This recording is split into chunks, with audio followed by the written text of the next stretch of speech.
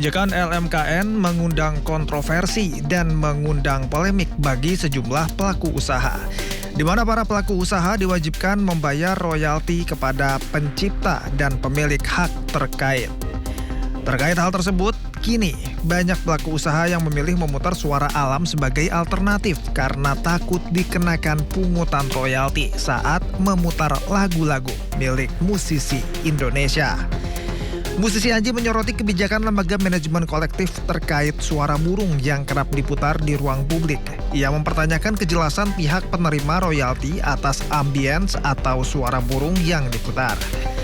Sebelumnya, Lembaga Manajemen Kolektif Nasional menegaskan bahwa rekaman suara alam atau burung tetap mengandung hak terkait, khususnya milik produser rekaman yang merekam suara tersebut.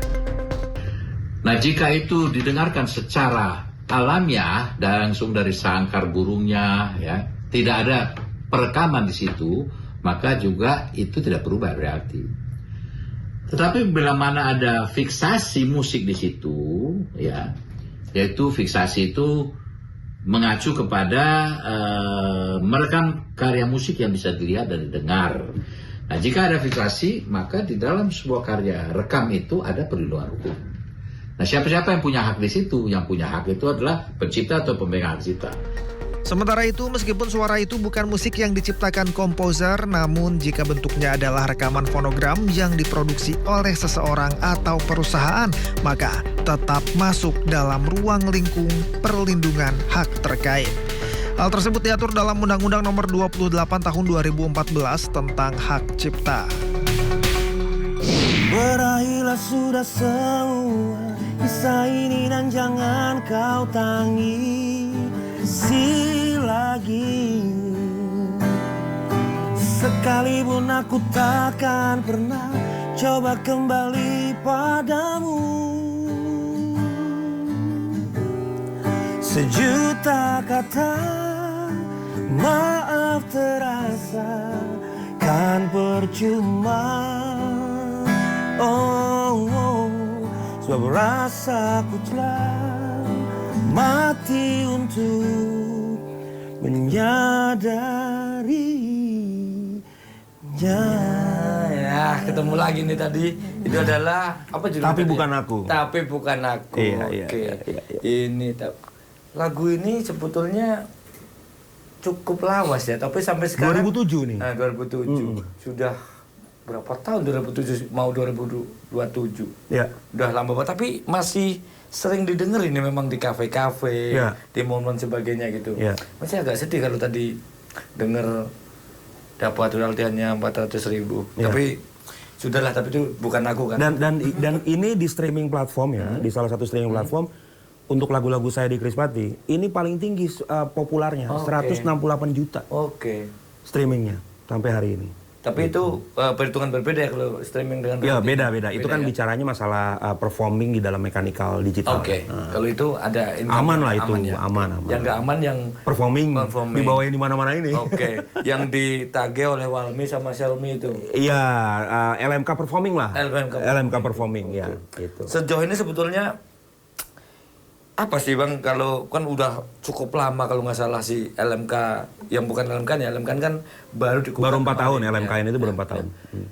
Setelah bertahun-tahun ini sebetulnya kalau kecurigaan Abang itu selain tata sistemnya yang belum rapi dan sebagainya, apa sih yang membuat kok jadi seolah-olah ini musisi tidak ada harganya, seolah-olah saya bilang ya, kalau kita ngomong dari segi royalti ya, bukan dari segi yang lain. Kalau soal kemampuan pasti namanya juga komposer pasti punya kemampuan. Tapi dari segi finansial, segi berarti kan kesannya kayak nggak ada harganya ya. Iya. Itu kira-kira kenapa ya sambil dari situ?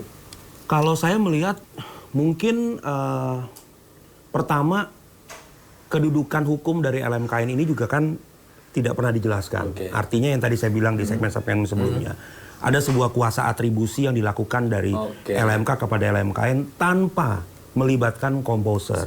Ya. Nah, ini juga merupakan menurut saya adalah sebuah kekurangan yang hakiki. Karena apa? Ketika dia mengelola hak daripada kekayaan intelektual si komposer ini, artinya komposernya harus dilibatkan. Dilibatkan dalam arti apa? Bagaimana penagihannya, bagaimana besarannya, bagaimana sistem laporannya. Nah, tiba-tiba LMKN ini menjadi seperti pelaksana utama untuk menagih ini. Padahal kami sebagai pencipta lagu yang tergabung di LMK itu tidak pernah melakukan perjanjian lisensi dengan LMKN. Artinya ini ada pertanyaan masalah legal standingnya. Terus yang kedua, ya pada dasarnya masyarakat Indonesia ini kan penyesuaian dengan regulasi itu kan di mana-mana ya Mas ya. Dulu sebelum ada transportasi online, kemudian aturan dulu tuh Transjakarta dan lain-lain, itu kan menimbulkan resistensi dulu, ya kan? Nah, royalti ini kan juga menimbulkan resistensi. Kenapa? Karena sosialisasinya terlambat. Dari 2014 Undang-Undang Cipta versi terakhir sampai adanya LMKN di 2021, sosialisasi itu tidak pernah lengkap. Sosialisasi yang terlambat atau sengaja dilambatkan kira-kira? Bisa jadi jadi dua-duanya terjadi. Lambat untuk sosialisasi atau mungkin mereka menilai bahwa susah ya orang Indonesia ini secara mentalitas. Jadi udahlah biar belajar sendiri kali undang-undangnya gitu ya. Undang-undang kan banyak pasalnya. Gimana cara kita belajar sendiri? Saya aja yang bukan orang hukum, saya basically adalah insinyur teknik mesin. Tapi dengan masalah-masalah copyright seperti ini, saya akhirnya belajar sendiri. Bagaimana regulasi itu bekerja. Tapi bisa ini nggak sih Bang? Bisa, kan Abang misalnya bisa gugat nggak sih? Kok aku dapatnya mas gini, harusnya selalu kayak begini gitu. Nah, jadi gini, kalau kami dari aksi, kami sudah pernah melakukan somasi beberapa kali kepada pihak LMKN untuk menanyakan kredibilitas dan juga transparansinya. Namun sayangnya pihak LMKN ini, LMKN yang generasi kemarin ya, mengatakan bahwa dia tidak bertanggung jawab kepada pencipta. Malah bertanggung jawabnya kepada Kumham, pada Kementerian Hukum. Nah, yang menjadi pertanyaannya, kalau tidak bertanggung jawab kepada pencipta, ngapain mengelola haknya pencipta? Nah, itu. Kan gitu. Ini kan sebuah, menurut saya logical fallacy gitu. Kesalahan berpikir, kalian mengelola hak kami dari segi performing. Tapi ketika kami menanyakan, kalian menganggap bahwa mereka tidak bertanggung jawab kepada kami. Lalu bertanggung jawab kepada siapa? Nah, ini sudah dilakukan oleh aksi melalui Ketua Umum Mas Piyu dan saya sebagai sekjen. Kita sudah melakukan ibaratnya sudah melakukan surat menyurat tentang ini. Berarti dengan yang LMKN baru kemarin dikukuhkan punya harapan yang berbeda dong dibanding sebelumnya, atau sama aja? Kalau normatifnya kalau normatif ya, ketika ganti kepengurusan kita berharap ada penemuan baru. Tetapi kalau sistemnya seperti ini, menurut saya, sorry to say, in my humble opinion, kita nggak butuh lagi teknologi LMKN. Gitu. Yang kita butuhkan adalah penemuan dan revolusi terhadap sistem distribusi royalti. Itu yang kita butuhkan. Nah, jangan lagi melakukan sesuatu yang sistemnya manual. Nah, sementara pusat database-nya tidak dikerjakan. Jadi bagaimana kita bisa percaya? Ini trust issue-nya udah besar, Mas. Jadi menurut saya ini saatnya revolusi musik ini terjadi. Gitu. Oke, Mas. Satu lagi yang agak dalam banyak kemarin teman saya nanya. Karena saya nggak paham, saya bilang besok deh kalau saya ketemu Mas Badri tak tanyain. Jadi sebenarnya pertanyaan dia sederhana. Bang, tolong dong, ini saya royalti begini, gimana caranya saya tuh kadang-kadang bikin lagu dan dinyanyian orang, tapi saya nggak bisa minta royalti karena katanya saya belum terdaftar. Sebenarnya mendaftar tuh harus katanya butuh biaya dan sebagainya. Nah, itu sebenarnya kalaupun ini prosesnya memang benar harus butuh biaya mendaftar kemana itu Pak? Jadi gini, kalau kita mau mendaftarkan lagu, Mas Lukman, ini ada dua mekanisme. Yang pertama, kalau lagu kita mau dipublikasikan secara publik dalam tanda kutip, kita memerlukan validasi bisnis, maka itu diperlukan pendaftaran kepada publishing.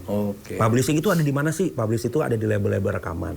Ada juga sekarang publishing yang sistemnya perorangan, tapi dia terintegrasi kepada label rekaman juga. Nah, tapi kalau cuma sekedar untuk mendapatkan sertifikasi negara, kita bisa langsung daftar itu ke DJKI. Nah, Direktorat Jenderal Kekayaan Intelektual Nah, itu nanti per lagu akan mendapatkan sertifikat. Jadi misalkan saya punya 10 lagu nih, saya dapat 10 sertifikat. Namun yang saya sayangkan adalah ini masukan juga kepada pemerintah, ya kalau boleh digratiskan aja lah pendaftaran itu. Nggak perlu ada retribusi negara, misalkan 400.000 yang saya tahu beberapa tahun lalu kan ada retribusi negara. Karena gini, kalau dikenakan pembiayaan, akan makin banyak orang yang malas mendaftarin. Dan akhirnya akan banyak lagu-lagu tanpa tuan. gitu. Nah, perlu diketahui juga di LMK ini kan ada royalti unclaim. Oke.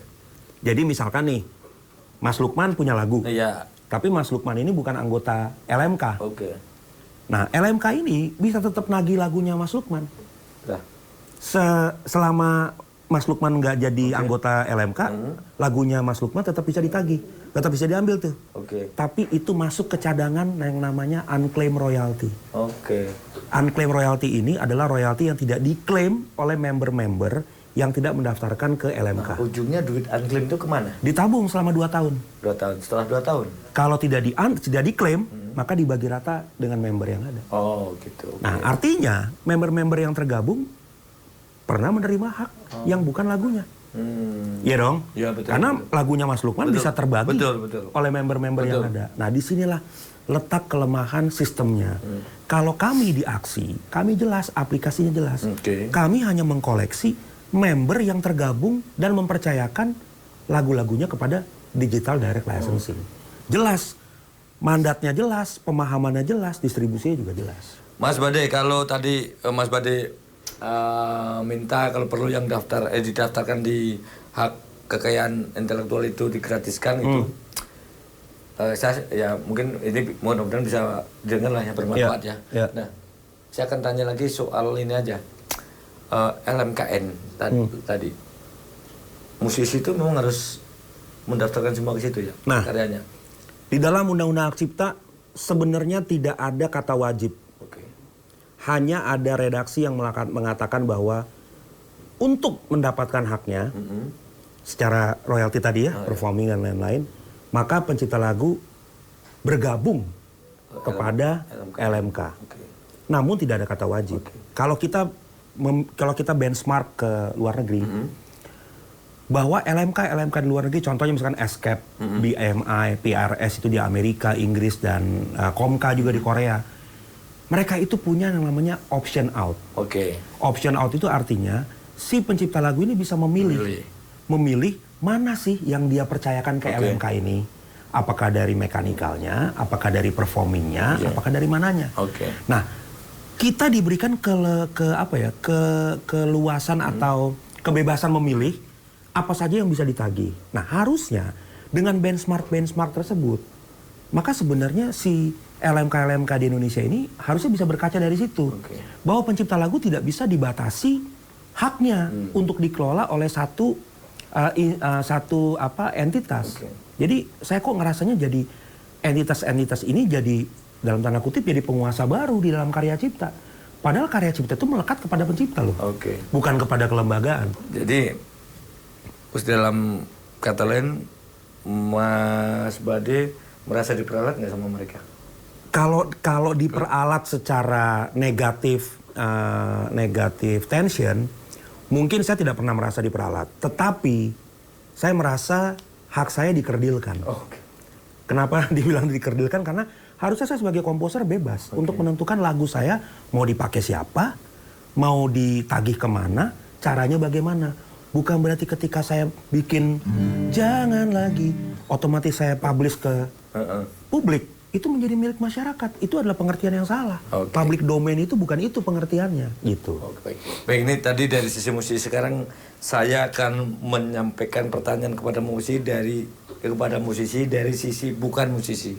Orang bertanya, masa kalau saya hajatan ini harus bayar royalti? Pertanyaannya adalah, bagaimana sebetulnya seperti apa ya sih? Kemarin kan tidak utuh tuh. Pokoknya kawinan juga bayar. Ada restoran juga di jumlah kursinya bayar. Nah, kalau itu dari sisi mereka kan LMK menyampaikan maupun Shalom dan sebagainya kan menyampaikannya segitu. Sepotong-sepotong. Tapi kalau mungkin Mas Bade sebagai seorang musisi yang mungkin nanti mudah-mudahan berharap bisa menikmati dari itu. Amin. Sebetulnya maksudnya seperti apa sih? Mas, di tempat umum kayak kawinan sebagainya yang pembayaran itu maksudnya. Jadi kalau kita mengacu kepada Peraturan Menteri 2016 tentang tarif royalti pertunjukan lagu atau musik yang sampai hari ini belum ada adendumnya, maka pembayaran itu kan harganya adalah 2%, Mas. 2% dari harga tiket masuk kalau dia berbayar atau total produksi acara kalau dia gratis. Nah, kalau mengacu kepada pertanyaan Mas Lukman, misalkan saya ini ngadain wedding nih. Misalnya anak saya nikah gitu ya. Terus saya punya biaya produksi misalkan 50 juta. 50 juta. Kan saya nggak memberlakukan HTM di wedding saya. Jadi undang-undangan kolega saya aja yang datang. Tapi saya punya total produksi 50 juta tuh. Saya bisa bayar MC, saya bisa bayar band, bisa bayar makeup artist, bla bla bla. Nah 50 juta itu harusnya sesuai dengan aturan yang ada diambil 2%-nya. Oke. Ya. Berarti 2% dari 50 juta. Dari 50 juta. Oke. Keluarlah nanti bisa dihitung karena matematika saya kurang cepat. Nah, 2%-nya itu berapa? Itulah yang dibayarkan kepada pencipta lagu. Terus pertanyaannya 2% per lagu, Mas? Enggak. 2% itu untuk semua lagu yang dibawakan di hari itu. Lagu entah itu lagunya siapapun itu lah. Pokoknya dalam satu acara 2% dari total biaya produksi ya. 2%. Katakanlah satu lagu dapatnya mungkin 35.000 misalkan. Kalau lagu saya ada 2 lagu, 3 lagu, 5 lagu, ya tinggal dikalikan aja. 35 kali 5 gitu misalkan. Itulah yang dibayarkan. Pertanyaannya, bisa berjalan nggak seluruh Indonesia? Nah itu. Iya kan? Betul. Nah makanya tadi saya bilang, kalau Mas Sumon bilang, Mas, lu kan lagunya hitsnya banyak. Lu bisa kaya ya? Ya bisa. Kalau aturannya benar dan penagihannya benar. Gitu kan? Tapi nyatanya, kewajiban bayarnya aja nggak ada. Satu itu. Yang kedua, sosialisasinya tidak mencakup kepada turunan-turunan ini. Bahkan turunan sampai ke wedding, hajatan, organ tunggal. Makanya saya bilang, nanti kalau ada sistem yang baru, diperlukan tarif yang fix. Untuk UMKM berapa, untuk mikro berapa, untuk perusahaan besar berapa, untuk kafe-kafe berapa. Perlu tarif yang fix. Oke Bang, tadi kalau bayar kan saat ini kalau nggak salah tadi 2% ini. Ya. Cukup 2%. Ya cukup nggak cukup sih. 2%, nyatanya terlalu kecil. Aja belum mulus ya? Iya, ternyata sangat kecil harganya. Bahkan kalau 20 juta harga tiket masuk 2%-nya hanya 400.000. Kalau saya bawa 10 lagu, harga lagu saya cuma 40.000. Ini 2% masih kecil. Ya. Kalau kira-kira bukan ngomong ideal tapi yang agak mencukup berapa? 10% mungkin. Kalau kami dari aksi kami sudah melakukan usulan. Termasuk kepada LMKN. Usulannya adalah 10%. Nah 10% dari mana? 10% itu sekarang kita alihkan kepada kontrak artis. Jadi si pembawa lagu ini ikut bertanggung jawab, mempertanggungjawabkan secara klausal hukum di dalam kontrak-kontrak mereka bahwa ada jaminan pembayaran lisensi itu di depan. Contoh misalkan bayaran 100 juta. Berarti tinggal ditambahkan 10%-nya, yaitu menjadi 110. Jadi jangan salah tanggap bahwa, oh nanti bayaran gue dipotong dong. Enggak, kita sama sekali tidak memotong fee artis. Bahkan kita hanya menambahkan nilai 10%-nya. Nah 10 juta itu kan 10%-nya 100 juta. Dibagi 10 lagu, berarti satu lagu 1 juta rupiah. Namun pembedanya adalah itu diterima langsung kepada pencipta. Real time. Gitu. Oke Bang, tadi kalau bayar 2% aja masih berat. Bahkan sekarang di medsos rame banget. Sudah bayar. Mendingan pakai lagu barat nggak bayar. Atau pakai musik AI. Gimana Bang? Merasa ini nggak nanti kalau mereka melawan dengan cara itu? Ya memang industri musiknya akan terbunuh ya. Terutama industri musik lokal. Tapi saya ingatkan, kalau AI sih saya nggak terlalu bahas. Karena AI tidak diatur dalam regulasi karya cipta. Tapi kalau menggunakan lagu barat, perlu teman-teman ketahui, lagu barat pun dikelola di negara ini. Jadi ya, mau bagaimana? Pilih mana? Mau milih memperbaiki mentalitas, atau bertahan untuk akhirnya merusak industri musik kita? Gitu. Artinya mesti dikelola itu sebetulnya lagu barat pun sebetulnya ditagih royalti. Iya, mereka harusnya LMK sana pun bekerja sama dengan kita kan, secara regulasi. Jadi mau nggak mau pasti kena. Nah, yang menjadi pertanyaan adalah sebenarnya bukan keinginan bayarnya, tapi sistemnya yang harus diganti. Gitu. Harapan terakhir Bang sebelum ini, baik kepada musisi, kepada masyarakat kita, kepada pelaku bisnis, kepada penikmat musik, dan kepada siapa saja. Apa yang akan disampaikan Bang? Saya akan menyampaikan gini, sudah saatnya kita melakukan revolusi abis-abisan terhadap industri musik ini. Ingat bahwa jangan sampai karya cipta itu punah. Jangan sampai pencipta lagu sudah tidak punya semangat lagi untuk berkarya. Dan jangan sampai juga ekosistem yang katanya digembar-gemborkan sehat hanya menjadi milik 1 atau 2 stakeholder yang ada. Jadi pesan saya, ayo kita ciptakan dan kita lakukan revolusi besar-besaran saat ini. Jangan tunggu kapan-kapan lagi. Gitu. Oke, baik Bang Bade, terima kasih untuk waktunya. Sama-sama. Dan sepertinya nih kita harus tutup karena sudah lebih dari 1 jam dan kita harus jujur kayaknya nih. Oke.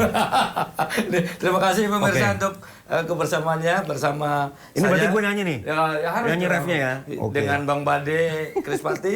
Ini kita semoga apa yang kita bahas nanti didengar ya, Ya. baik oleh pemerintah, oleh masyarakat, oleh siapapun lah. Ini demi kemajuan, demi Ya. kepentingan, demi keberhidupan bersama Iya, ya. kemaslahatan bersama. Karena musisi juga apa sih, itu hasil karya intelektual dan harus dihargai. Itu bukan amal kan ya? Iya Gitu. dong. Itu Oke. kan hasil ide. Oke, baik, terima kasih. Saya Lukman Hanafi.